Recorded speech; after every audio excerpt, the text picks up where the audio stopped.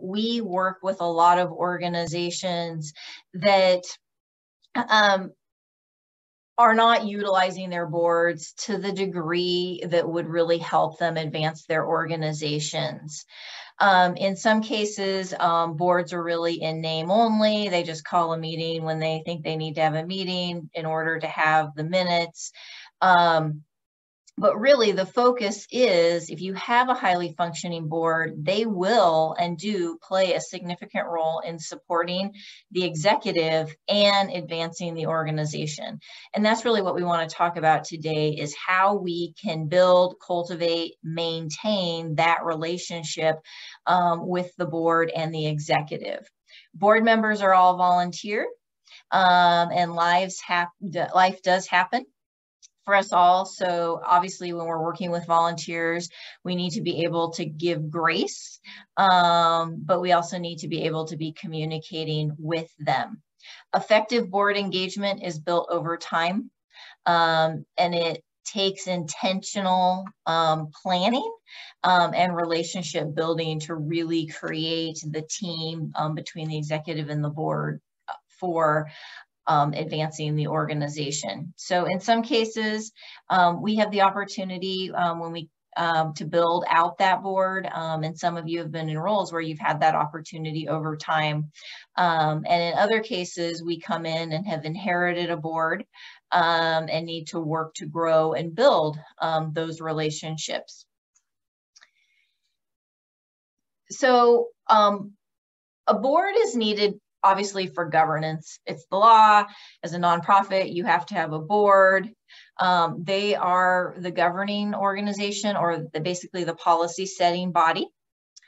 They set strategic direction, provide expertise, accept legal responsibility, and assume fiduciary roles for the organization's well-being. And while these are all important, that doesn't sound very much fun.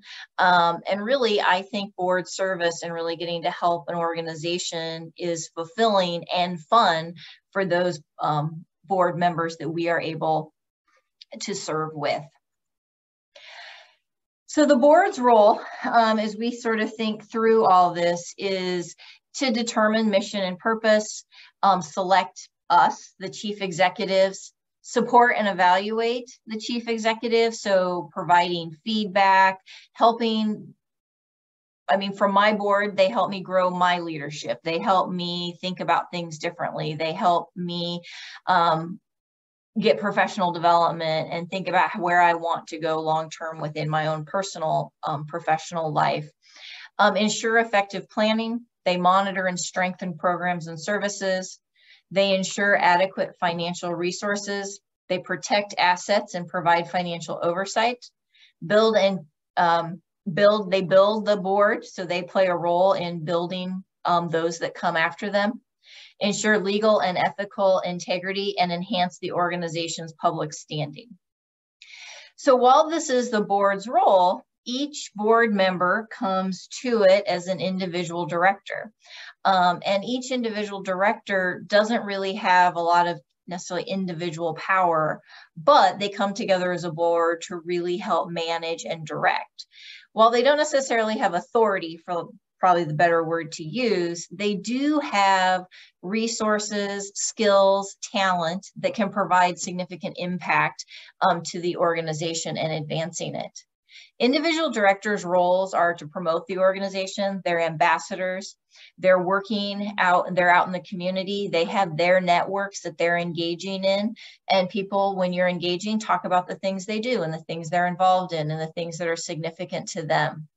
They participate in the organization. So as I said, they're volunteers, but your board members obviously are attending board meetings, all of the things you would expect related to a board, but what other things are they doing for the organization?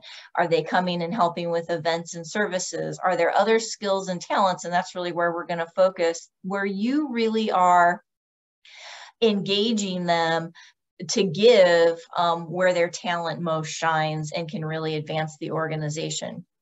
And they safeguard ethics and values. They're the guardians of the organization, the duty of care, the duty of loyalty, and the duty of responsibility.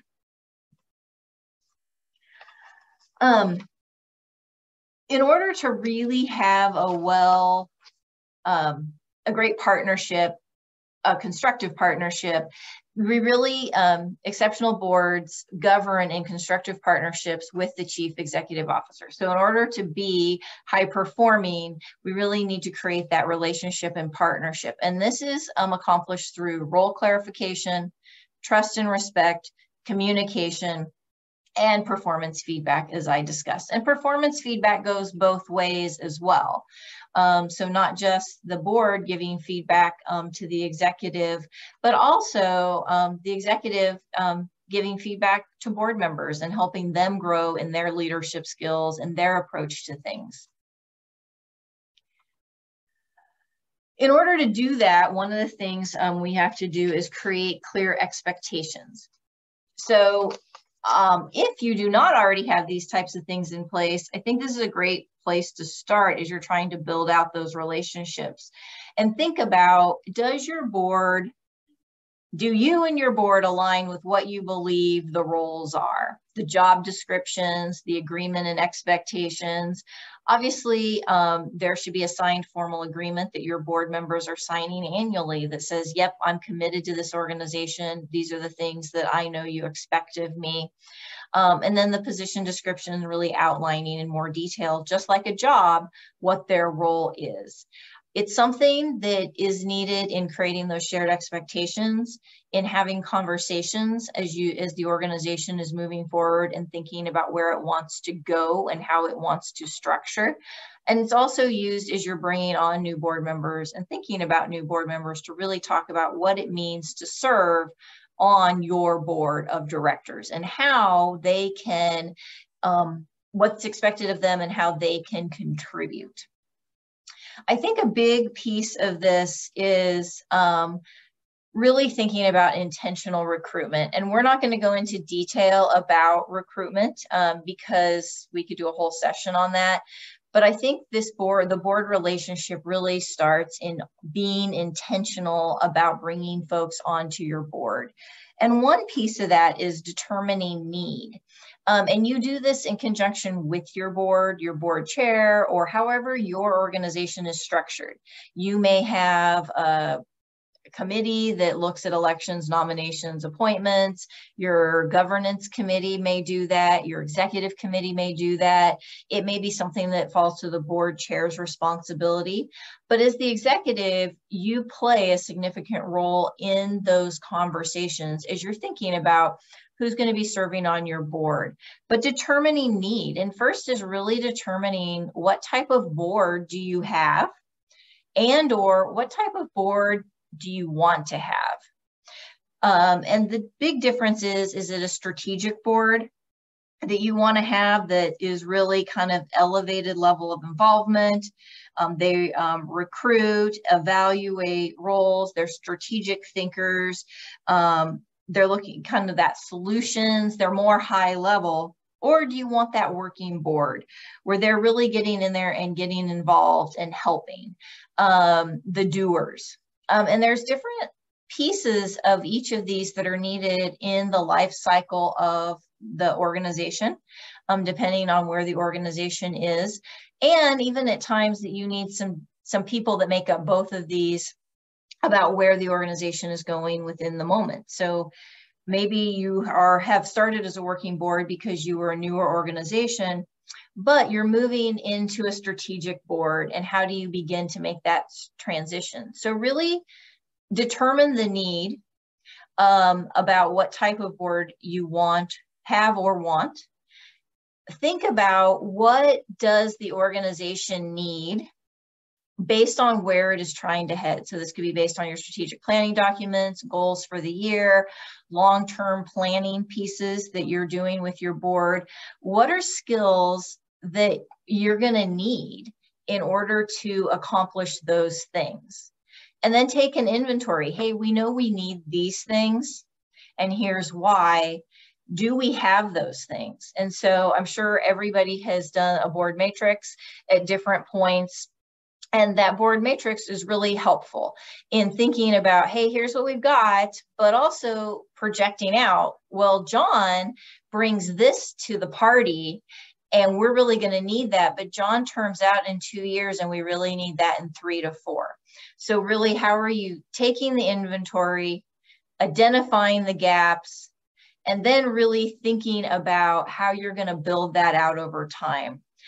I talk with boards and executives that are really thinking about these 3 people roll off this year, and so I need to bring 3 people on this year. And I really want to challenge boards to think about that really you're always building your potential candidate pool, and you're really not just thinking 1 year ahead, 2 years ahead, but you're thinking about here's where we're going to go, and we've got this rock star right now, but they're going to term out, and these skills are going to leave a huge hole in the organization. So how are we already thinking about how we're going to cultivate those relationships as we're building that in? And that really plays then into this kind of relationship between the two. So obviously you should always, like I said, be building that pool and figuring out how you can engage people's strengths and skills in different ways without necessarily being on your board just yet. That could be a volunteer to help lead a project. That could be having them come, if you have committees, and serve on committees. If your bylaws allow that you can have committee members that are not board members. That allows you to, 2 things. It allows you to really start building that relationship and preparing them to serve on your board, but it also gives you the opportunity to see whether they really are going to fill the role that you want, because you're having the opportunity to work with them sooner. When it comes time to start really saying, hey, we got to put 3 board members on, because that's going to happen every year. Hey, we got people terming out. Then you really review the pool, but you've already been visiting with people, vetting candidates. There's an ongoing dialogue happening about folks that can be potentials within the board. You're looking long-term at what skills are needed, and you've already been vetting those to really go in and say, hey, would you be interested in beginning to serve next year? And it's a different conversation than cold calls, because you're thinking about this all the time and building those relationships. Ultimately, the board determines who serves on the board, but I want to encourage that it's not just the board that kind of vets or suggests or looks at who you bring onto the board. Part of that identifying gaps and taking inventory is really ensuring that we have all of the voices at the table, and that includes skills, that includes equity and inclusion and diversity, that there are people with different perspectives, people that don't all look the same, people that are going to bring in different ideas and thoughts.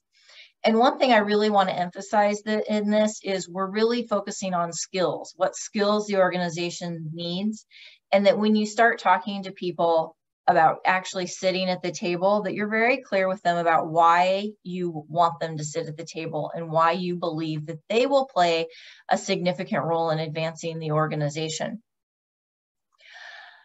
Another piece as you're thinking through this isn't just the recruitment, but that relationship that the executive has with the board is important, and that board chair executive relationship is very important.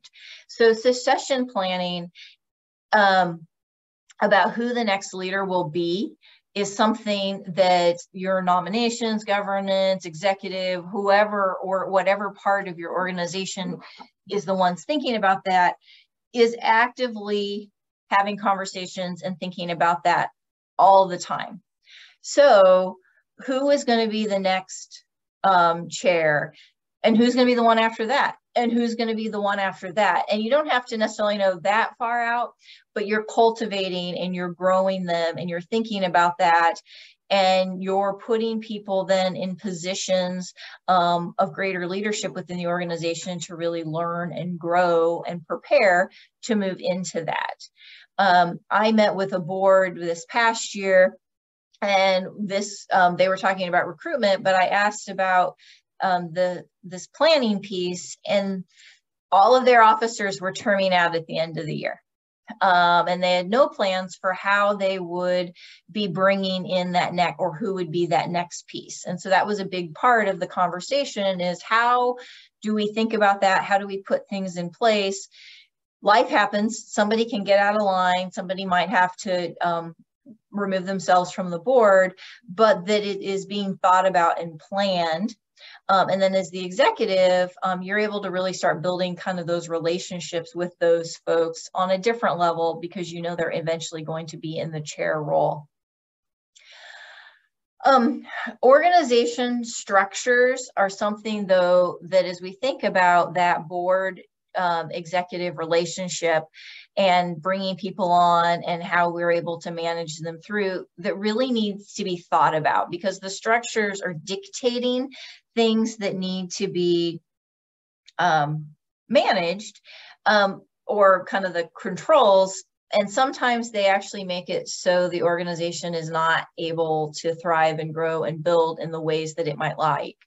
Your bylaws can be changed. Your procedures can be changed. So there's always things within the structures that can be changed. You just need to think about, are the structures holding us back or helping us advance in these areas? So the bylaws, obviously, procedures, are there term limits? There should be, for a whole lot of reasons, but are the term limits too restrictive? What about officer planning?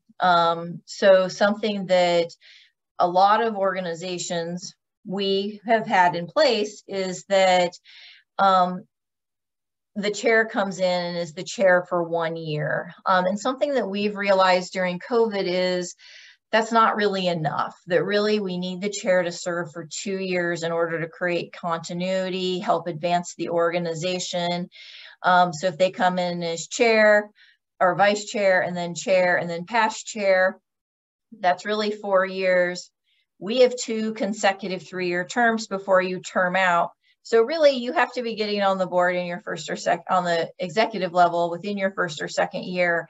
And that doesn't work either, for obvious reasons. So these are some of the pieces that really to think through. And how do you ensure that you're creating good structures to maintain kind of that continuity and then be passing knowledge on to grow those next leaders as people transition out? And really thinking about how those transitions are working. So the board relationships, which is a big piece of kind of how you operate and function most effectively with your board, is how are you building those relationships with every member of your board? If you come in as a new ED and obviously you're meeting all of that board for the first time, I think this is a really crucial piece, and it's probably one of the hardest pieces. But how do you build relationships with each member? And part of that is knowing what their skills are, getting to know them so you understand what their talents and gifts are, knowing why they have chosen to serve your organization. What made them agree to serve on the board? What do they hope to accomplish while they're on the board? And really then with all of that, be thinking about how you can engage them individually. By knowing your board members and understanding these things, you're also able to ensure that all voices that are at the table are actively engaged and heard. And you're also then able to engage them in areas that might be more beneficial to really growing them as a person, but also advancing the organization. So what are the skills they have? Is there a special project that you need to advance? Could they facilitate portions of the meeting on a topic because they have great understanding and knowledge about that?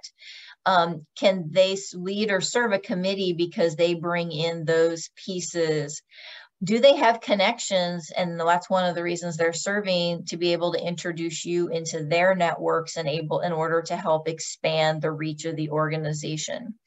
So the part about really knowing your board is important, because if you don't know them and know these things, you don't know why they're sitting there. or how you can tap into them. So part of the needs assessment, which we talked about in bringing folks on, is we brought on an attorney because we wanted employment attorney because we wanted to revise our handbook, our employee handbook. And then we talked to him about that. That's why we wanted him on. And then he's played a significant role in our HR policies and development. And he's bringing in skills that then we didn't have to go out and find. So while a relationship is important with every board member, the relationship between the executive and the chair, I think, is especially important, and how they are able to work effectively together. And this is where, as an executive, you can get a lot of support. Sometimes I just need to bounce ideas around, and some of the things that we're addressing as executives, we can't always talk with other staff members about. And so this is an opportunity to really have a place to go and engage and share ideas and consult. So I think the most important part is to determine how they'll work most effectively together, and what the rhythm will be for the chair and the executive. I believe there should be a meeting at least once a month, but I do know that there are some executive board chair roles that they meet more often than that, or they just meet as needed, and either one of them can pick up the phone and call. Me and my current board chair like that we sort of know when it's going to happen, and we just keep items. But if there's something that needs to happen outside of that, one of us can pick up the phone and have that conversation. But really utilize them to consult with them on their perspective, and then also helping you determine things that maybe the board does or doesn't need to know, and ensuring that there's really good communication. That communication piece is important across the board. So not just with your board chair, but with your all of your board members. And so really think about how you're intentionally communicating with them so they know what's going on, how it's regulated, the timing of when it occurs.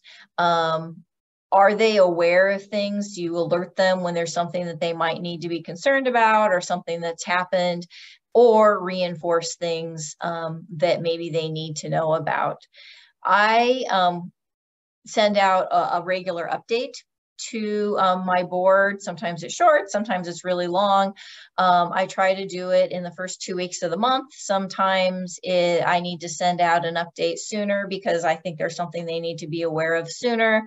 So it doesn't have to be set in stone, but it creates the opportunity also that when we're in meetings, they have an idea of a lot that's already going on because I'm keeping them informed, and we're not having to have conversations about bringing them up to speed because they are up to speed.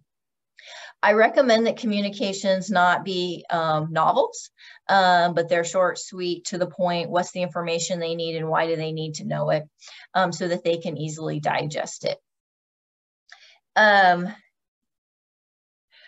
Another piece of all of this is how you structure your meetings, and really thinking through that for that, your board really being able to help and support. So meetings should be less looking back and more looking forward, so that you have high attendance and people know that they're going to be engaged in the strategic direction. Again, that's relying on their skills and their passion and why they're there. Align with mission and the strategic plan. Discussion and decisions, so not being talked at, but that they're there to contribute. I sit in a lot of meetings where there's a lot of committee reports and there's people just being talked at and nobody's paying attention. Where if that could be, that information can be provided in a different way, and that maybe topics that decisions need to be made on from the committees or just additional discussion is only brought to the board at that point. So as opposed to running down reports where everybody runs down reports and it takes the entire time, how are you creating that strategic piece where people get that information, but they don't have to sit and listen, and that your entire meeting is not spent on that. Board members taking the lead. So really, if there's a topic that they've been leading that I think it's great when there's a meeting that I lead no parts of the discussion. And I like it when I'm at other meetings and see that it's the chair and the board and there to answer questions, but they're really digging in and helping to solve the problems of the organization and really think about where we're going to go strategically. Obviously, that's work that as an executive has been done behind the scenes, but that allows your board to really be engaged and take ownership about what they're doing. And it obviously takes off of you and that partnership that they're going to help shoulder some of that load and move that forward. And I think a big piece with this is also to be strategic and plan for the year. So knowing within the cadence of the year, there are key items that will occur at the board meeting every September, the board meeting every November, and that board members are also aware of those things so that they're part of the planning and initiation process. I think one of the most important parts of really creating that executive board relationship and really capitalizing on it is determining things that board members can take off your plate and move on down the road. The problem with that is sometimes they don't, and it ends up back on your plate. But if you've been able to build those relationships and that trust and have those conversations, generally speaking, they're serving for a reason. They have a passion for the organization and they want to leave their mark and they want to help advance it. And so providing them those tools in order to help you take some things off of your plate, but also then allow them to achieve what they want to accomplish by serving.